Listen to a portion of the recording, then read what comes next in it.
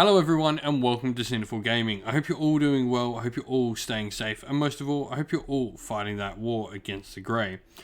Today's video, we're going to have a getting started with Age of Sigmar 3rd edition video, and today we're going to be looking at the Stormcast Eternals, and in particular, the Vanguard Auxiliary Chamber part of the Stormcast Eternals army. This is one of the many different chambers that's been opened over the course of time for the Stormcast Eternals, and with their brand new battle tome, I think this chamber has some real good play. So in this video, what we're going to talk about is, first of all, we're going to talk about what this army gives you, what it does on the tabletop, and then we'll look at some first purchases we should get to sort of get our army started and moving, and then we'll look at some units we can bring into our force later, and then finally finish off the video looking at a little sample army list we put together, which you can use to sort of make your own ideas up of, or straight up copy ours if that's what you want to do. So, for starters, let's talk about the main things this gives us. First of all, we're just Stormcast Eternals, so, we've got the general sort of resilience, we've got our ability to blow up when we die, with the final Thunderstrike and all that sort of stuff. But what the Vanguard Chamber gives you is, first of all, it is a pretty fast Stormcast army. So, for starters, this is the fastest lot of Stormcast cavalry, obviously excluding any of the flying stuff. And also, it's got some pretty fast foot troops for Stormcast Eternals as well. And what's great to add into this, and all that movement you're getting in just like the normal movement phase, you've got the ability of nearly everything in the Vanguard Auxiliary Chamber having the ability to teleport. This is really, really useful. It allows a bunch of your troops to redeploy and you to sort of react around the table in various different ways. On top of this, the Vanguard Auxiliary Chamber has a lot of shooting within its ranks, whether that be from Vanguard Raptors or even your heroes and even your baseline sort of troops for the Vanguard Auxiliary Chamber. You've got a ton of shooting options of differing sort of varieties. You've got, weight of firepower, you've got mortal wound output at range, you've got a little bit of, chaff shooting.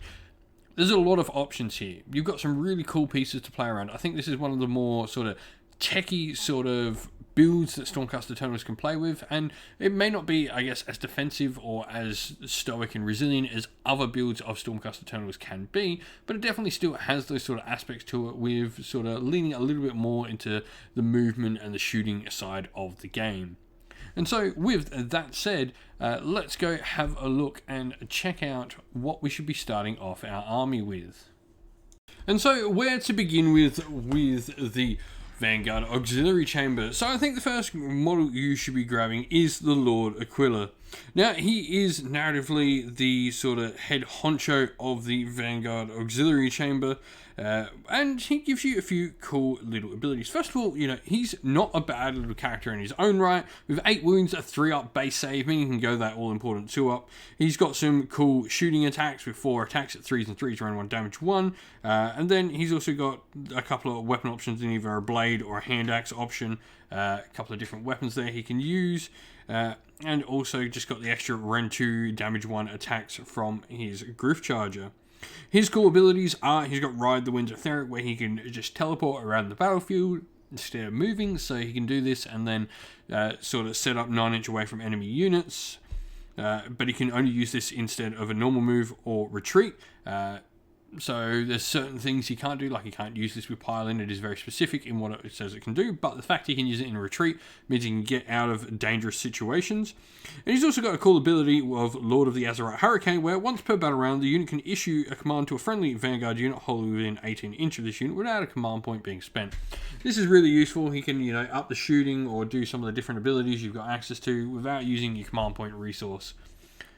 And then let's start looking at the sort of base battle line unit we've got, which are the Vanguard Hunters. Vanguard Hunters are sort of your generic sort of troop. What's cool about them over, the other generic troop options you got? They're sort of in that same baseline category as things like Sequitors, Vindictors, and Liberators, etc. But they've got an extra point of move. They only stay on a 4-up save. They never get any better other than, using Mystic Shield on them from a Wizard or having, all that defense, etc. They don't go to a 3-up like, say, Liberators do if they've got more shields, etc. But I've got Bolt Storm pistols, which have 2 shots per model at 4s and 4s, range 1, damage 1. I mean, it's a nice little bit of shooting. 12-inch range means they're going to be able to use this when they come up from board edges and stuff like that, and we'll talk about that in just a sec. But I've got your generic sort of Stormcast profile of 3s and 3s, range 1, damage 1 on their weapons, and they've got 2 attacks each, so not too shabby. The Astral Compass is their cool little ability. They have a teleport, though it is a little bit more limited than other units in the sort of part of the army, where they have to set up around the battlefield edge, within 6 inches of the battlefield edge, 9 inches away from enemy units. And they can use this at the start of your movement phase instead of making a normal move. They can't retreat like the Aquila can. But this is cool. It allows them to sort of float around the board edge, get some shots into where you need it to. I mean, 12-inch range is nice off that. It means they can, you know, shoot 18 inches deep into the battlefield. So some really good ability to sort of get their power projected to where you want it to be. In general, this is all going to allow you to do with all these teleports you've got throughout the army. You're going to be able to just get that power and that damage where you want it to be.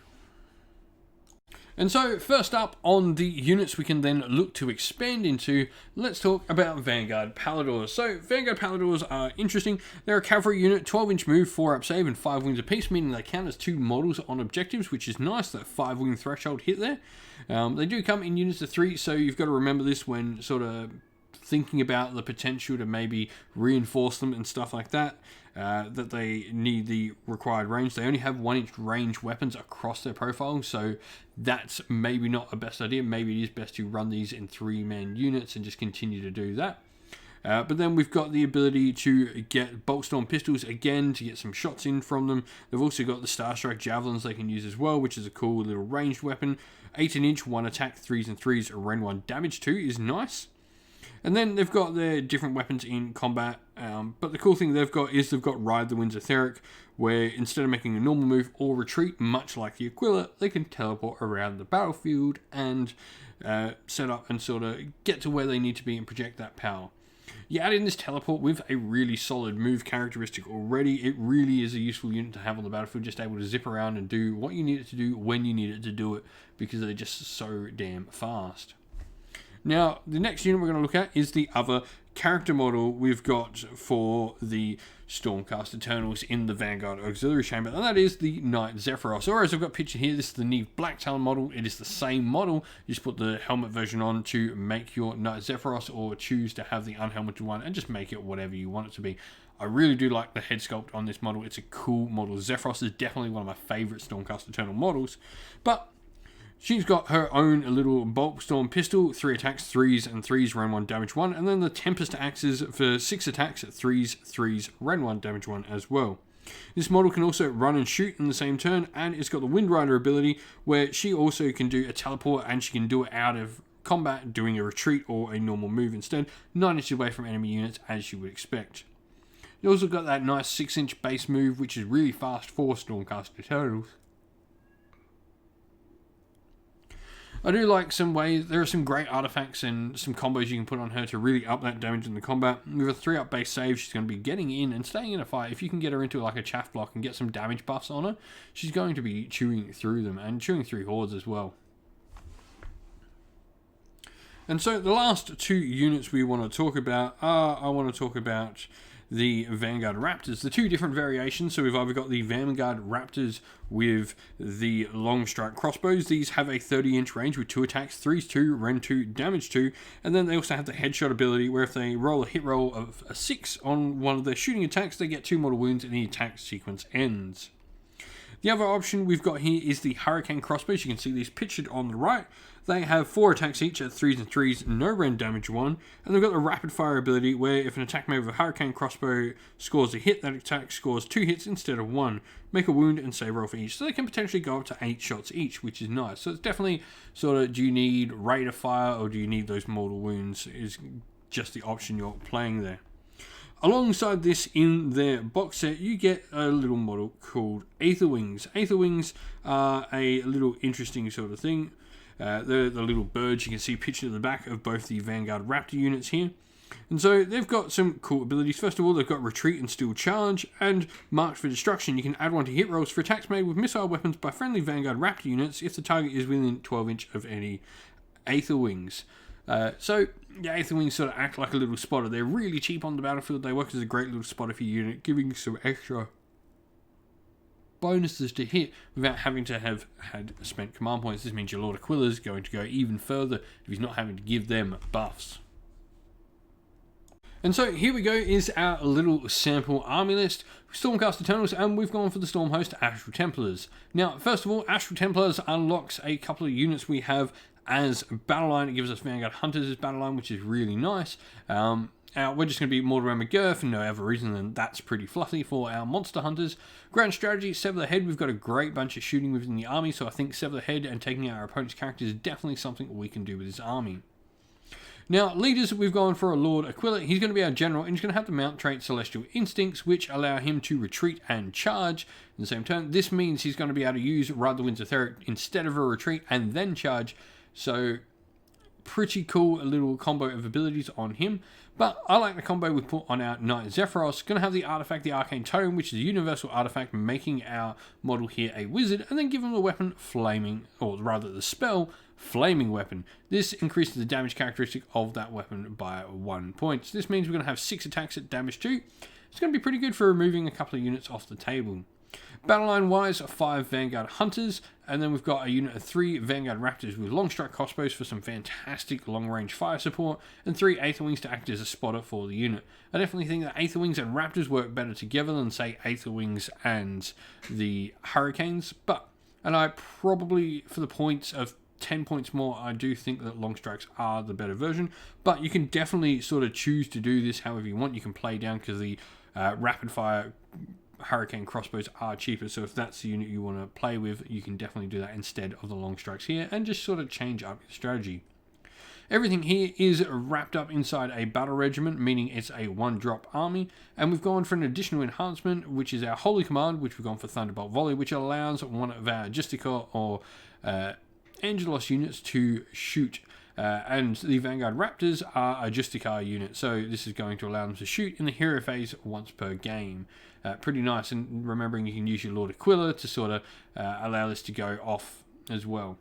This comes up to 750 points on the nose, so no triumph for this army, no reinforced units and no allies. 34 wounds is really light, but we've got a good amount of ranged firepower, so hopefully that can do the damage.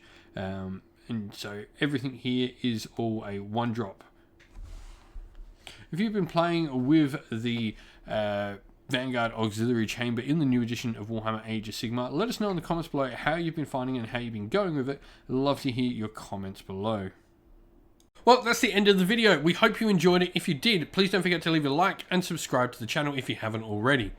And if you'd like to, you can come over and chat more with us here at Sinful Gaming and our fine little community over on Discord. You'll find a link to that Discord in the description of the video. Lastly, we'd like to give a shout out to everyone who helps support the channel via Patreon and YouTube members. And if you'd like to help support the channel via Patreon or YouTube members, you can do so by one of the links in the video's description once again. But a special shout out to all our patrons: Christian Weir, James, Soren, Chaos Spawn, AJC, Kenny Lyle, Outer and Shop First, Andrew Bowen, Nathan Fee, The Rising Ape, Cure Dynamic, Agu, Anthony B, and Dyna226. And another special shout out to our YouTube members: Greenridge Gaming, Kenton Young, Steve T, The Real Zeop, Chris Wallace, Turo12, Vinny, Lock Lorick, Matt Mollin, Becca Kinski Groupie, and the Johnny84. And lastly, a definite special shout out first of all to Lady Witchfox Art, who does all the amazing artwork for the channel, and to Xmorphic, who does all the background work for our Discord server, keeping everything there running smoothly, because I am completely computer illiterate. Thank you very much. But that's it for the video. Hope you enjoyed it. Please don't forget to leave a like and subscribe again. Stay safe, stay well, and most of all, keep fighting that war against the Grey. Ciao for now.